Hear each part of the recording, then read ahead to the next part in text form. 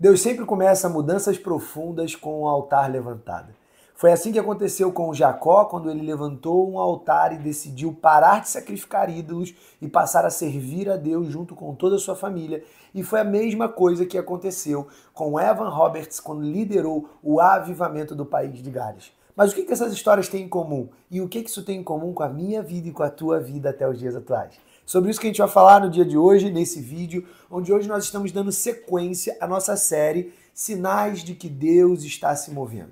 Onde estamos falando sobre alguns sinais que a gente viu no Antigo Testamento, que a gente viu na história da igreja, dos avivamentos que a gente conhece e que a gente vê também nos dias de hoje. Amém? Então, hoje, para a gente entender a ligação de todas essas histórias que a gente acabou de comentar, nós precisamos entender um pouco mais da história de Jacó. Então, antes de mais nada, vamos à palavra de Deus. Não se esqueça, antes disso, se você não é inscrito ainda no canal, já clica aí no sininho, tá? Se inscreva para que você receba notificações toda vez que a gente tiver novos vídeos, para que você não perca nenhum vídeo da série e das outras séries. Vamos lá, essa série tá bem legal, hein? Depois comenta aí, o que você tá achando dessa série. Vamos lá, Gênesis, capítulo 35, versículo 1. Ó, Deus, assim diz a palavra de Deus, ó. E Deus disse a Jacó: levanta-te, sobe a Betel e habita ali, e faze ali um altar para Deus, que te apareceu quando tu fugias da face de Esaú, teu irmão. Então Jacó disse à sua família e a todos que estavam com ele: lançai fora os deuses estranhos que estão entre vós, e sede puros, e mudai as vossas vestes. Levantemo-nos e vamos a Betel, e lá eu farei um altar para Deus, que me respondeu no dia da minha angústia, e esteve comigo no caminho em que eu andei. E eles deram a Jacó todos os seus deuses estranhos que estavam em suas mãos, e todos os seus brincos que estavam em suas orelhas. E Jacó os escondeu debaixo do carvalho que estava junto a Siquém. E eles viajaram, e o terror de Deus estava sobre as cidades que estavam ao redor deles, e eles não perseguiram os filhos de Jacó. Então Jacó veio à luz, que está na terra de Canaã, isto é, Betel, ele e todo o povo que estava com ele. Até aqui tá bom, para a gente entender e refletir sobre o que realmente aconteceu nessa época, na história de Jacó, que foi um dos primeiros exemplos, né, de vários que a gente teve dos heróis da fé, que levantaram altares para Deus. Então, a lição que a gente consegue tirar dessa história aqui que Jacó viveu é que para a gente levantar um altar para Deus, antes a gente precisa derrubar outros altares para outros deuses. E aí, talvez você se pergunte, mas Vitor, não, eu não adoro nenhum outro Deus, não, mas não existe nada para mim que substitua Deus. Será mesmo? Porque muitas vezes, eu mesmo, tá, gente, experiências pessoais minhas, eu mesmo já percebi coisas na minha vida que eu não reparava no início, mas que Deus me mostrou que eu estava colocando num grau de importância na minha vida espiritual como se fosse algo mais importante do que Deus. Quer ver coisas que às vezes são muito sutis, a gente não percebe? Por exemplo, a própria família. Muitas vezes a gente coloca a nossa própria família, nosso casamento ou nossos filhos à frente de Deus. Então, se alguém te colocar na parede e falar que você tem que renegar Deus para manter a tua família viva, você renega Deus? Isso é um dos pontos, né? Mas hoje a questão é que na época era muito comum, né, no Antigo Testamento, nessa história aqui de Jacó, era muito comum existirem vários outros deuses estranhos que na verdade eram representados como ídolos. Então eram ídolos que as pessoas construíam ali uma estátua, alguma imagem, alguma coisa assim, e adoravam aquela imagem, na verdade adorando algum tipo de demônio ou alguma coisa que nem existia, algum deus que nem existia, que as pessoas só ouviam falar. Então, nessa época era muito comum a gente comparar outros altares com outros deuses. Mas hoje, muitas vezes, nós levantamos altares para outras coisas que a gente nem percebe. Às vezes, por exemplo, o entretenimento barato, por exemplo, para quem é homem e gosta de futebol, eu, por exemplo, eu sou fluminense, eu torço Fluminense, até hoje eu gosto, é um entretenimento que eu gosto. Mas muitas vezes eu precisei entender que, cara, eu estava colocando às vezes o Fluminense à frente de Deus, pô. Olha que coisa que às vezes é sutil e que a gente não repara. Entende? Então eu já tive dias, por exemplo, que eu queria ir num jogo presencialmente, mas Deus tinha me mandado fazer outra coisa. E eu queria fazer a minha vontade. E eu, em alguns pontos, passei por cima do que Deus esperava de mim. E depois eu tive que pedir perdão e me ajoelhar e, de fato, servir a Deus depois. Mas o ponto é, eu estou apenas usando exemplos que isso acontece também nos dias de hoje. Então a primeira coisa que a gente precisa, para a gente ver os sinais de Deus, como Jacó fez aqui, é derrubar todos os altares que são para outros tipos de deuses. Então coisas que a gente às vezes prioriza na nossa vida, ou até mesmo literalmente outros deuses que a gente não percebe, cara, a gente precisa primeiro de tudo derrubar esses altares. A partir do momento que a gente derruba essa idolatria na nossa vida, o próximo passo é levantar um altar para Deus.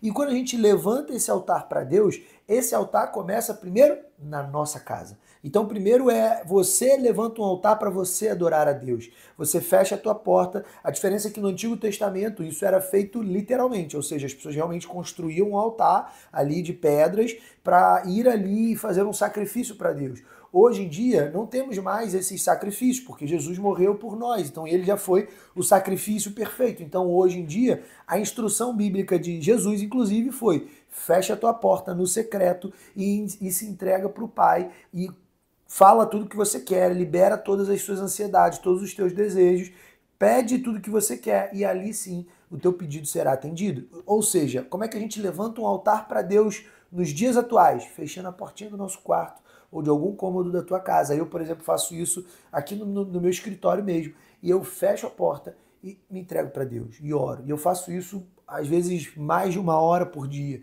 Então, isso é uma das formas da gente fazer isso. Agora, o que isso tem a ver, Vitor, com a história do avivamento de Gales? Eu ainda não entendi. Vamos lá. Como é que começou o avivamento de Gales em 1904? Um jovem chamado Evan Roberts, de pouco menos de 30 anos, ele orava desde os 13 anos por um avivamento. Ele buscava um avivamento já. E tinha um outro pastor de uma igreja pequena na região, numa cidade muito pequena, lá em Gales, que orava também por um avivamento, para que Deus levantasse um homem, ou às vezes até um jovem, para ser usado por ele naquele avivamento. E aí, esse menino, Evan Roberts, é levantado por Deus. Deus começa a colocar no coração dele orar, dar uma visão para ele de 100 mil almas. Então ele tem uma visão de que ele alcançaria 100 mil almas, e aí ele decide voltar para uma cidade pequena que ele morava, que ele não morava ali, né, quando ele teve essa visão, voltou para a cidade e ele começou a pregar. Começava a pregar, cantava louvores, e ele começava a pregar. Só que aquele fogo, ele começou a ser tão transbordante que a Bíblia nos conta a história, aliás, isso não está na Bíblia, né, mas a história nos conta que, primeiro, prostíbulos foram fechados, bares foram fechados. Na época, lá, um dos jogos mais famosos era o rugby, né? Até hoje no País de Gales. Então, na época, os jogos de rugby foram cancelados, pra você ter ideia, porque ninguém ia pro jogo, porque todo mundo estava na igreja. Olha que contraditório, olha que loucura, né? Pro nosso olhar hoje contemporâneo. Então, tudo isso foi fechado e todas as pessoas passaram a se converter. Todo mundo começou a falar de Deus, todo mundo começou a falar de Jesus, e no final 100 mil almas foram alcançadas através desse avivamento de Evan Roberts. Então, isso é apenas um exemplo de um homem que se levantou, orou por um avivamento, foi usado primeiro na sua casa e depois ele começou a ser usado transbordando na vida de outras pessoas. Agora, será que esse avivamento existe hoje em dia? Ou será que foi só na época de Jacó? Ou será que foi só em 1904 lá com Evan Roberts? Não.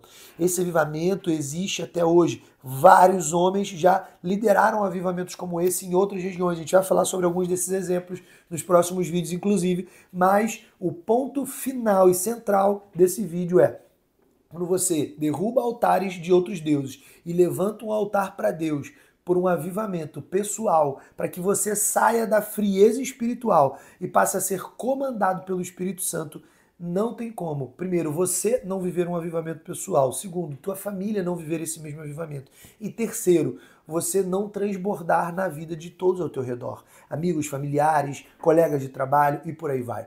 E 4 lições que a gente pode tirar, assim, bem práticas de como que, assim, fluiu esse avivamento lá no País de Gales e, principalmente, quais eram, assim, as bases desse avivamento. O que Evan Roberts pregava que, na prática, era realmente tão importante. Por isso que quando perguntavam para ele por que você acha que isso tudo está acontecendo aqui na cidade, no País de Gales, e ele falava: olha, eu só estou obedecendo a voz do Espírito e estou fazendo o básico. E para ele, o que era o básico? Primeiramente, você tem que confessar os seus pecados. É o primeiro pilar, que tem a ver com derrubar os altares que a gente tem também. Segundo ponto, você precisa estar solícito ao Espírito Santo. Você precisa estar suscetível ao Espírito Santo, a ouvir e ser comandado por ele. Terceiro, você precisa deixar as dúvidas de lado, abandona as dúvidas. Então, Evan Roberts falava que tudo que te gera dúvida, tudo que você não tem certeza, será que isso é de Deus, será que não é, será que eu posso, será que eu não... Tudo que te gera dúvida, abandona. Deixa para trás. Só faz e só segue o que você tem convicção, que você tem certeza que é de Deus para você, para tua vida e para tua história. E por último, confessar Jesus abertamente. Ou seja, nós precisamos confessar Jesus de uma maneira aberta. Então, muitas vezes a gente às vezes conhece Jesus, a gente entende, a gente vive a realidade de Cristo, mas a gente fica com medo de falar para o nosso irmão sobre a experiência que nós vivemos. Entenda, a experiência que você viveu ou está vivendo, outras pessoas estão hoje desesperadas para viverem algo parecido. E você tem uma ferramenta poderosa na tua mão, que é a palavra de Deus, que já habita no teu coração. Então, é teu dever e é meu dever levar essa palavra e confessar isso publicamente. Amém? Espero que você tenha entendido, que essa palavra tenha, de fato, alimentado o teu espírito nesse vídeo e que você realmente decida mudar algo na tua vida com Deus, no teu redor, no teu dia a dia, a partir desse vídeo. Amém? Vamos orar para a gente finalizar.